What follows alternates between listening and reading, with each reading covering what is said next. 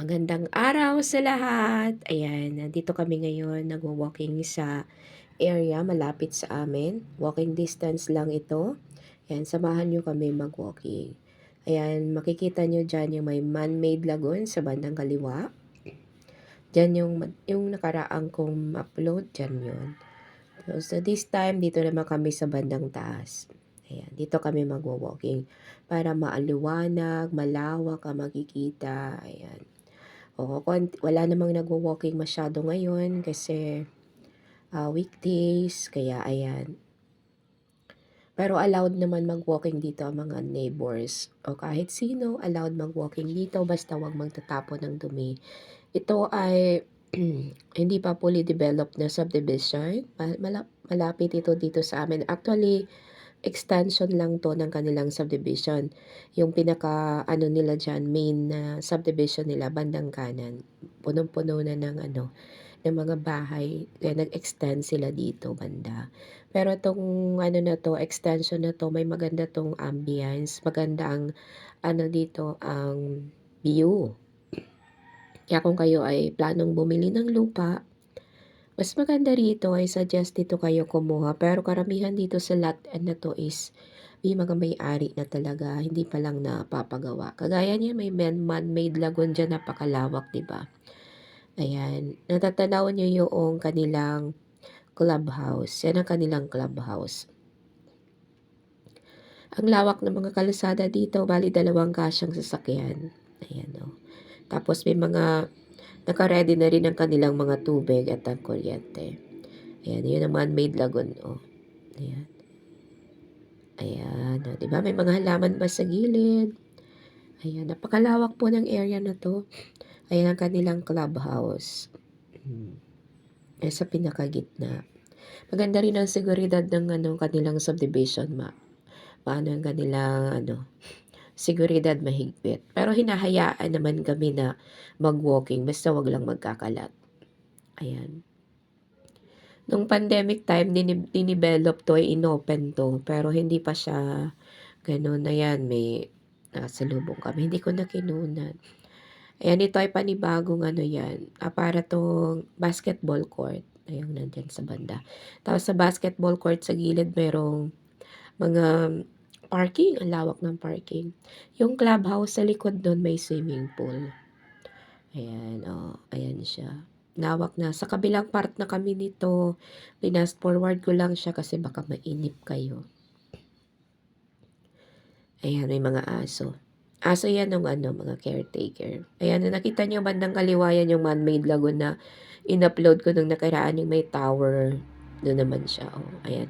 Para sa mga gustong ano ba, lakad-lakad doon. Pwede naman doon. Pero mas gusto ko mag-walking dito ngayon. Ayan, nagja-jogging siya, oh. Ayan. Napakalawak ng area, ano? Napakalawak. Napakaganda din. Tahimik, malinis, secure kayo rito kung dito kayo titira. Ayan. Kung ako nga lang mapera, bibili ako ng property dito, dito na ako titira. Ayan, sabi ko sa asawa ko, daan naman tayo doon malapit sa lagoon. Ayan. Sabi niya, oh sige, try natin. Ayan, ayan, dito kami nag-walking sa gilid ng lagoon. Ayan, oh. Kaya parang cloudy yung aking ano, yung aking camera. Siguro hindi ko napunasan yung camera, ayan. Ito yung sa gilid naman ng lagoon. Ito siya. Oh, yung mga upuan. Yung iba pumupwesto diyan, parang nagpi-picnic sila, mga family or mga magjojowa, diyan sila. Hindi maganda ang kuha ng camera ko, no, kaya hindi malinaw. Hindi ko siya napansin na ganyan ang kuha ng camera ko. Ayan, may mga puno, ayan. Pwede kayo dito mag-walking para dun sa kanina. Ayan, di ba? Maganda rito maglakad-lakad sa totoo lang.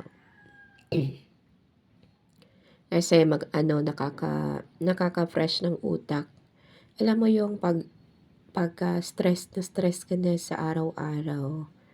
Ayan, pwede ka mag-walking dito para ma-refresh yung mind mo. Minsan kasi yun din ang kailangan natin, ma-refresh ang ating utak, makakita tayo ng mga new environment, hindi lang yung computer, cellphone, or yung loob ng bahay ang nakikita natin. Sometimes we need to go out and mag-ikot-ikot and explore na kahit hindi tayo gagastos ng malaki, mahalaga makakita tayo ng bagong tanawin na nakakapagpaganda ng ating mood. Kumbaga para tayong parang ano yan, parang cheat day kapag nagda-diet ka. Gano'n, layo ng aking ang layo ng aking explanation. Pero kayo na bahalang umintindi. Ayan, ang ganda 'no, ganda ng ang lawak nito. Super lawak. Actually, ang haba nitong video ko na 'to, parang nasa 30 minutes 'to. Fast forward ko na lang siya para hindi kayo mainip. Ayan, thank you sa lahat ng nanonood. Ayan yung tower na tinuturo ko kanina. Ayan. Dito parang napansin ko yung camera ko parang malabo kanina, but then wala na akong magawa, na-record ko na yun, hindi ko na puwedeng ulitin. Ang ganda ng langit, ang ganda ng langit, ang ganda ng ambience, mare-relax talaga kayo dito. Ngayon kung dito kayo nakatira tapos ganyan ang ang neighborhood mo, 'di ba? Ang sarap sa pakiramdam. Pakiramdam mo nasa nasa probinsya ka talaga, ayan, 'di ba? Pero hindi pa siya fully develop, pero once na napuno na siguro 'to or nagkaroon na ng mga bahay, siguro hindi na nila allowed ang mga magwo-walking dito. Pero this time ina-allowed pa naman nila. Ayan. Ayan ang haba ng aking video, haba. Ayan ang ganda ng tower, ang ganda rin ng langit, 'di ba? Napakaganda ng langit. Ang langit ay super ganda. 'Pag nagwo-walking kami dito, ilang ikot kami dito para kahit papaano maka 1 hour na walk, and then all 15 minutes, parang 10 minutes from bahay namin up to here, and then pagbalikan di siyempre more than 1 hour na ang walking namin. Ayan yung nakikita niyong yan, ang harap niyan may pool, may swimming pool sila diyan. Yeah, maganda rin dito mamasyal-masyal. 'Di ba 'pag nagsi-swimming ka diyan, nakatingin-tingin kayo sa lagoon, ang ganda. Ayan, ngongo ako kasi may sipon pa rin ako. Ako kasi parang once in a while gusto ko talagang mag-walking, gusto kong lumabas to release my stress. And para mawala din yung boredom ko. Kasi kung araw-araw yun at yun ang gagawin mo, masusuffocate ka, parang hindi ka makahinga. Alam mo yung mananawa ka. So, kailangan mo mag-unwind sometimes. Hindi mo naman kailangan gumastos ng malaki para makapag-unwind ka. Yung kasi nung lumabas ka ng bahay mo, pumunta ka sa park, tumingin-tingin ka sa mga tao na naglalaro, sa mga bata na naglalaro, mare-refresh yung mind mo, and then pag-uwi mo, kalmado ka na, maayos na yung sistema ng utak mo. Pati yung katawan mo, naka-release ka ng konting stress. Kaya naman, uy, nakakita kami ng 100 pesos. See, sa pag-walking namin, nagkaroon pa kami ng blessing. Ayan. Nakakita kami ng 100 pesos. May pangkape na kami ng asawa ko. Ayan, 'di ba? May blessings dito sa pag-walking. Sana next time 1,000 naman ang makuha ko dito. Ay, ganun talaga yon. Once na nagbibigay ka talaga, nagkakaroon ka ng blessing. So, pagpasok kasi namin dito, nagbigay ang asawa ko ng pangkape sa guard. Ayan. Ayan. Binalik naman, no? Tingnan mo, binalik sa amin. Pero wag kayong mag-expect once nagbigay kayo, wag kayong mag-expect and return. Hayaan mo na lang if may bumalik. If wala, it's okay. At least nakatulong ka, diba? Ayan, medyo madamo-damo dun sa part na yun kasi hindi pa tapos ang pagtitrim nila ng mga plants. Ayan. Medyo muddy na dito sa part na to, pero natutuyo na siya.